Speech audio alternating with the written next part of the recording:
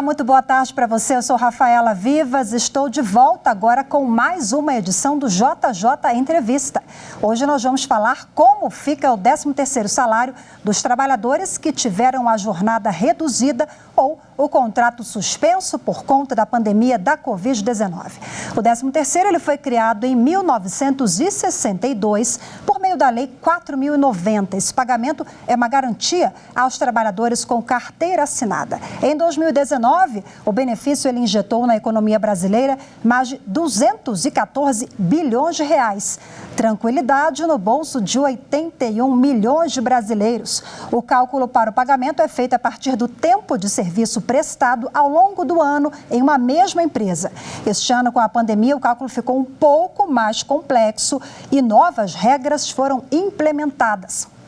Bom, para esclarecer como fica o pagamento este ano, eu converso ao vivo com a advogada trabalhista Thaís Maldonado. Doutora Thaís, seja bem-vinda mais uma vez. Muito obrigada pela disponibilidade em conversar conosco. Eu que agradeço, Rafaela. Bom, na próxima semana, dia 30 de novembro, tem muita gente já de olho, fazendo conta, se precipitando e fazendo já conta com o 13º salário. Este ano, uma novidade, aliás, várias novidades em virtude da pandemia. A primeira delas, uma nota técnica. O governo emitiu recentemente, na última semana, o Ministério da Economia divulgou uma nota técnica falando justamente sobre os critérios, de recebimento para quem teve a jornada reduzida ou contrato suspenso. Então, são duas questões diferentes. Por gentileza, explica para a gente, doutora Thaís. Exatamente. Em regra, o 13º ele é calculado sobre 1/12 do salário que foi recebido ali no mês e multiplicado pelo número de meses.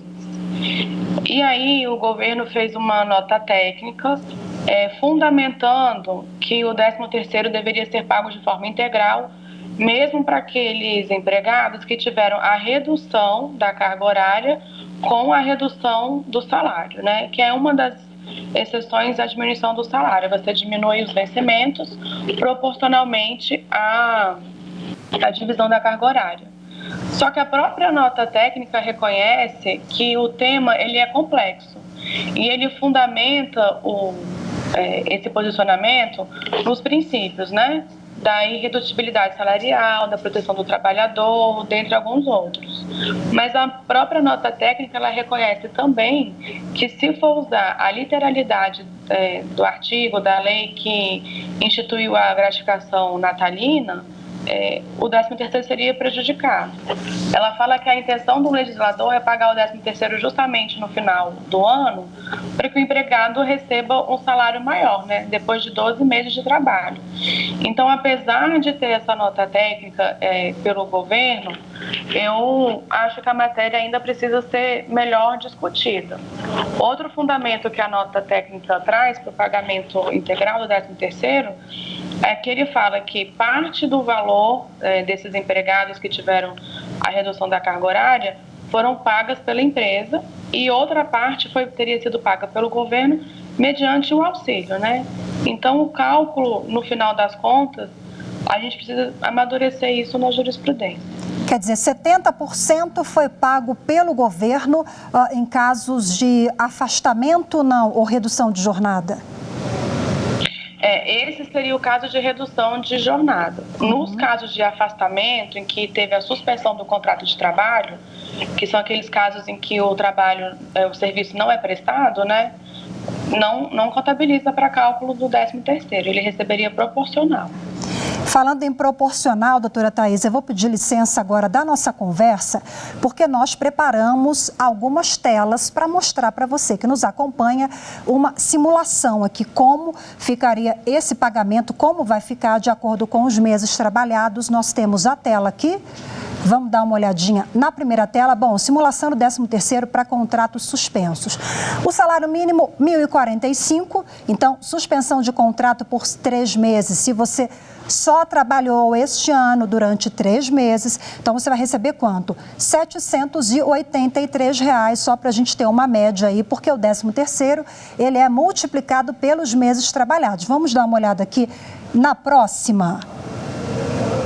Quem recebeu o salário de R$2.000, suspensão de contrato por 4 meses, assim sucessivamente, então, a pessoa vai receber quanto? R$666 é a média para quem trabalhou, para quem teve o contrato suspenso por 4 meses. Uma próxima tela aqui, para você que nos acompanha e recebe R$4.000. Então, R$4.000, lembrando que é sempre o valor bruto, e teve a suspensão de contrato por 5 meses, né? Em virtude da pandemia, durante 5 meses você teve o contrato suspenso. Qual é o valor?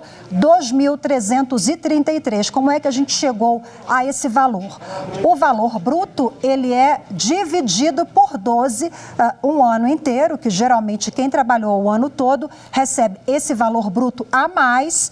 Se você teve o contrato suspenso por 5 meses, é só você fazer a conta do valor proporcional aos meses trabalhados. Uma última opção aqui que nós temos, uma simulação, vamos dar uma olhada aqui, R$5.000, a mesma coisa, sucessivamente agora por 6 meses. Você vai fazendo a conta ali de acordo com os meses trabalhados, R$2.500, é a metade, né? Se você trabalhou 6 meses e ficou 6 meses em casa, tá aí o valor, é só fazer a conta multiplicando sempre pelos meses trabalhados. Doutora Thaís, vamos voltar aqui conosco?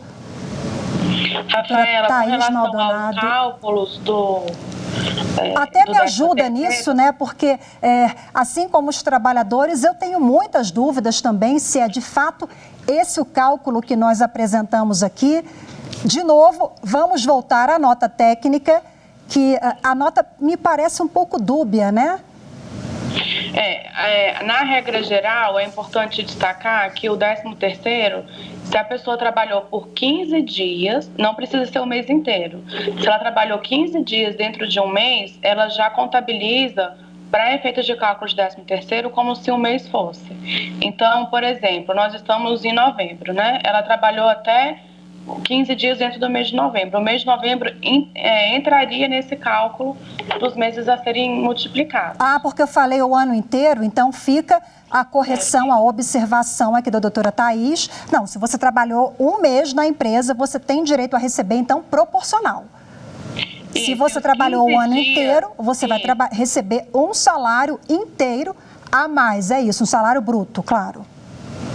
Se você trabalhou 15 dias na empresa, para efeito de cálculo do 13º, contabiliza como se fosse um mês.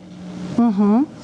E aí, para esse trabalhador que ficou encostado, como a gente fala, entre aspas, né, no INSS, esse trabalhador, ele vai receber pelo INSS o 13º? Tivemos alguma mudança para essa categoria em virtude da pandemia?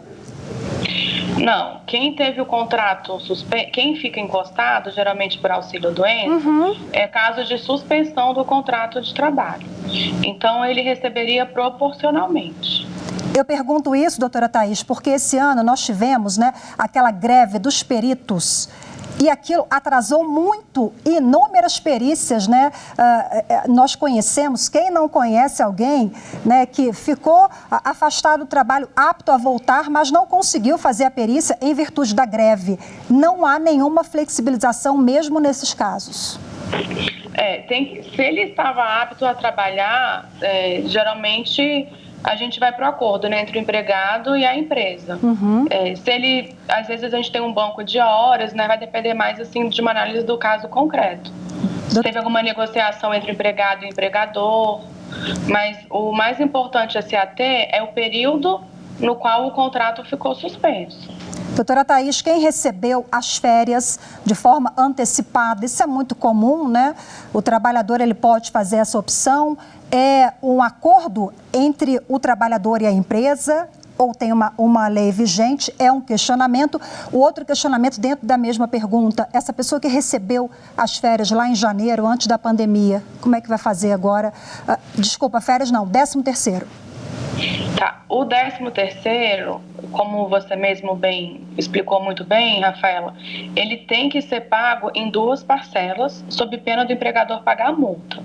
Então, ele tem que receber uma parcela entre 1º de fevereiro até 30 de novembro e a segunda parcela, né, até a data de 20 de dezembro.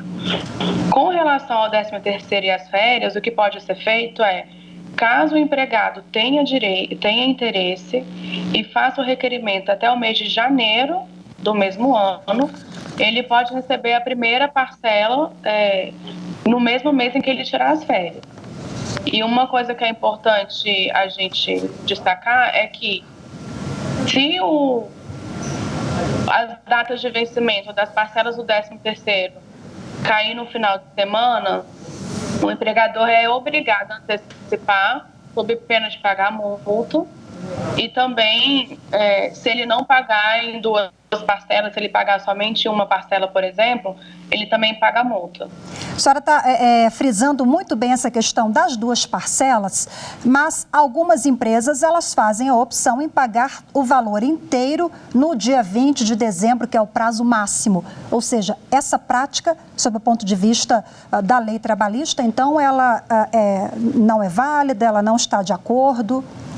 Ela não está de acordo, porque tem que ser pago em duas parcelas, sob pena de multa. No Jornal da Justiça, primeira edição, conversamos há pouco sobre esse mesmo tema. A última perguntinha que eu fiz para a senhora se refere a uma possível extensão dos benefícios para as empresas, né, para dar um fôlego às empresas, conforme o governo editou uma série de medidas provisórias esse ano. Temos alguma negociação ou alguma proposta nesse sentido?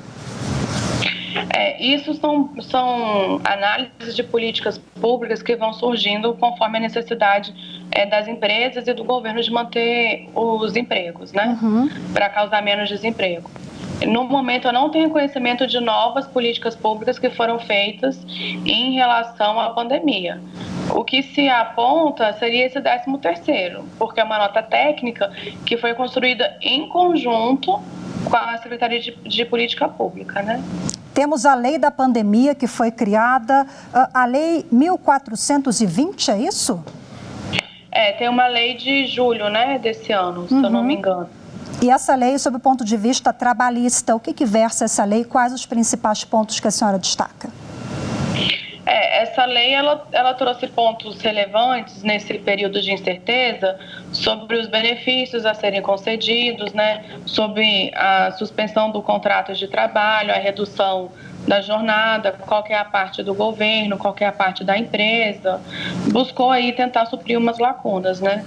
Mas a lei ela é dinâmica, a gente vai vendo de acordo com um fato social o que precisa ser regulamentado. Diante desse dinamismo que a senhora se refere agora, temos aí a possibilidade de uma eventual segunda onda da doença, sendo que é importante ressaltar que acho que a primeira não acabou ainda, a gente está ouvindo muito falar numa eventual segunda onda, a primeira ainda está aí, né? Mas vamos lá, numa eventual segunda onda, o governo pode reeditar uma nova medida provisória, adaptando essa legislação, ou então criando uma nova com um novo texto, porque a medida provisória ela também não pode ser criada novamente com o mesmo texto, né?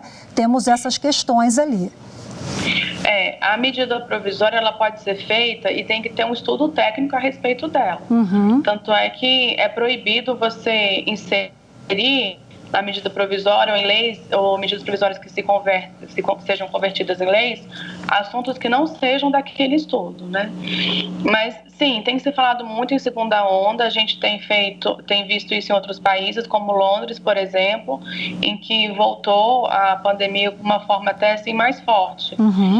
Então, havendo novas necessidades de situações que não estão abarcadas pelo que já foi feito, o governo pode sim tentar buscar outras políticas públicas ou outras medidas provisórias para tentar ter um equilíbrio, né, da situação econômica do país, da saúde.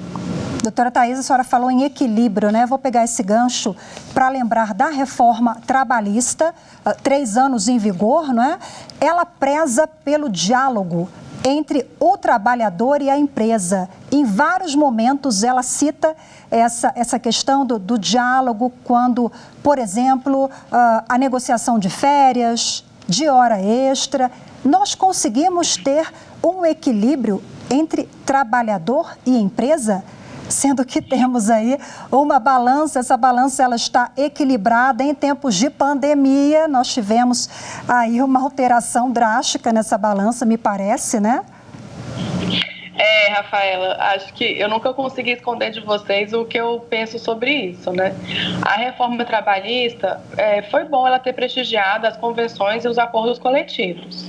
Só que ela também privilegiou a negociação direta entre o empregado e o empregador. Ora, o direito do trabalho é um direito público por um motivo, né? Os direitos públicos têm uma proteção maior.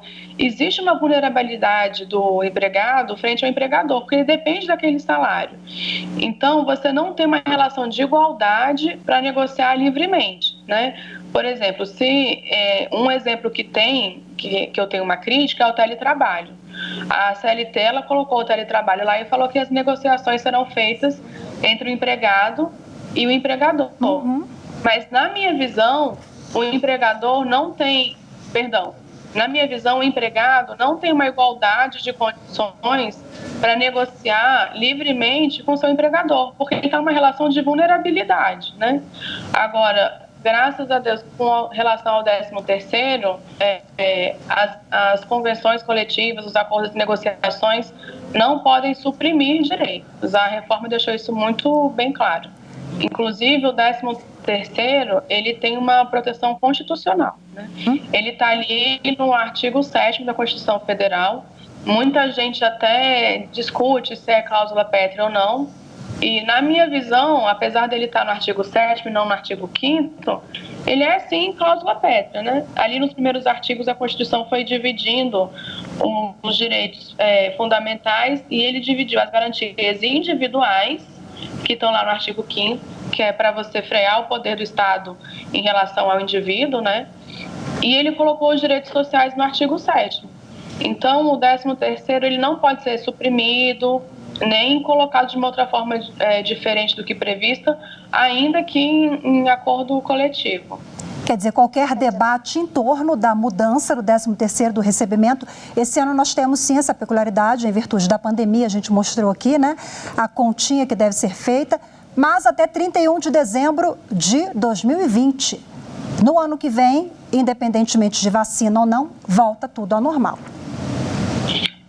E isso com base nessa nota técnica, ela precisa ser amadurecida, né? Essa nota técnica, como eu disse anteriormente, ela reconhece que a lei do 13º prevê um cálculo de outra forma, que foi a forma como você explicou lá, de um 12avos, considerando 15 dias como se fosse um 12avos, mas ela fundamenta nos princípios, né, da irredutibilidade salarial, proteção do empregado.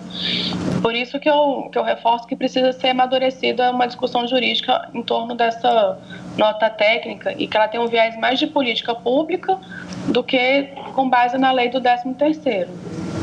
Bom, a reforma trabalhista, ela instituiu uma série de medidas, como eu converso aqui com a doutora Thaís, ela prezou pelo diálogo entre empresa e trabalhador. O diálogo é sempre a melhor saída. A gente defende aqui também para que as matérias não sejam judicializadas. A conversa é melhor para as duas partes. E a reforma do trabalho, ela também versa sobre o teletrabalho, que ganhou mais força agora com a pandemia. Nós tivemos 8 milhões de pessoas que levaram o trabalho literalmente para casa. Doutora Thaís, a lei trabalhista, a reforma, então, ela já elencava ali quais os direitos e garantias. Mas nós falamos muito, né, sobre o teletrabalho. Em 2020 foi realmente ali o assunto do momento. A gente precisou se adaptar. No direito trabalhista também eu imagino que certamente muitas questões serão judicializadas. A gente espera que não, né? Como eu falei agora há pouco, o diálogo é melhor porque o judiciário já está abarrotado de processos. Mas, bom, no que se refere ao teletrabalho, direitos e garantias iguais àquele trabalhador que estava na empresa e se afastou em virtude da pandemia, ele não quis. Ele foi obrigado a trabalhar em casa. Isso. O teletrabalho ele pode ser desenvolvido até de forma híbrida, né? Ou seja, parte na empresa e parte em casa. os direitos são os mesmos, hora extra, né? Questão de judicialização que a gente pode ter é o controle de jornada, que as pessoas passaram a trabalhar muito mais dentro de casa. Então, questão de hora extra, de horário de trabalho flexível ou não, mas os direitos são os mesmos, né? Outra coisa que pode ser ponto de conflito são os materiais. Se a empresa é obrigada a fornecer o equipamento, mas tendo um RH aberto, uma empresa ética, tudo pode ser resolvido. O que nós temos hoje já de jurisprudência construída? A gente já teve tempo de construir algo em torno dessa temática? Porque você tocou num ponto específico aí, o trabalho em casa, ele necessita de toda uma estrutura. Nós estamos falando de internet, computador, às vezes um sistema adequado àquele que você usa na empresa, a extensão desse sistema para casa. Isso é de responsabilidade da empresa, do trabalhador? Pois é. Pela reforma, ela fala que isso vai ser pactuado entre o empregado e o empregador, e aí, mais uma vez, fica a minha crítica. Mas, nesse ponto, aconteceu um movimento contrário. A jurisprudência amadureceu antes da lei. Então, a gente tem, sim, já várias decisões sobre o teletrabalho, né? Havia uma discussão se servidor público poderia desempenhar o teletrabalho, porque precisaria ter aquele contato com o cidadão. Mas, em regra, a empresa ela tem que fornecer todo o sistema para que possa desempenhar o trabalho dentro de casa. Agora, é importante a gente destacar também que o teletrabalho é faculdade do empregador, né? Então, se o empregador quiser que o trabalho seja presencial, não estando isso escrito expressamente no contrato celebrado, ele tem que prestar lá fisicamente. Eu faço essa ressalva de que, não estando escrito expressamente, porque o contrato de trabalho ele pode ser pactuado, né, de forma escrita, recomendo que seja feito, e aí essas situações, peculiaridades, têm que estar escritas lá. Então, se ele já tiver sido contratado na presença, na formalidade de teletrabalho, é de um jeito, né? Só que com a ênfase na pandemia, em que todos foram obrigados a ir para casa e se adaptar, e acredito que agora tem se adaptado até muito bem, foram feitas na medida que foi possível, né? Quando essa situação acabar, aí essa discussão vai ser aperfeiçoada. Se vai continuar no teletrabalho ou não, se o empregado, de fato, não se importa em usufruir dos meios dele. Mas muita gente foi obrigada a contratar a internet para poder trabalhar em casa, não tinha internet em casa e contratou para poder trabalhar em casa, manter seu emprego. Essa é a realidade de muita gente, né? E manter o seu emprego é importante a gente finalizar isso, porque mais de 10 milhões de brasileiros conseguiram manter os seus empregos graças a essa adaptação necessária. É um momento excepcional, depende, é claro, de adaptação. E que bom que essas pessoas conseguiram manter os seus empregos, né, doutora Thaís? Exatamente. Às vezes tem que ceder, cada um cede um pouquinho, porque o Brasil está em crise. Quando a gente pensa na economia, o número de desempregados, esse número já era altíssimo, com a pandemia se agravou ainda mais. Doutora Thaís Maldonado, que é especialista em Direito do Trabalho, conversou conosco ao vivo, tirando todas as dúvidas a respeito do recebimento do 13º, teletrabalho, várias questões envolvendo a temática do trabalho em tempos de pandemia. Muito obrigada mais uma vez pela participação. Eu que agradeço, Rafaela.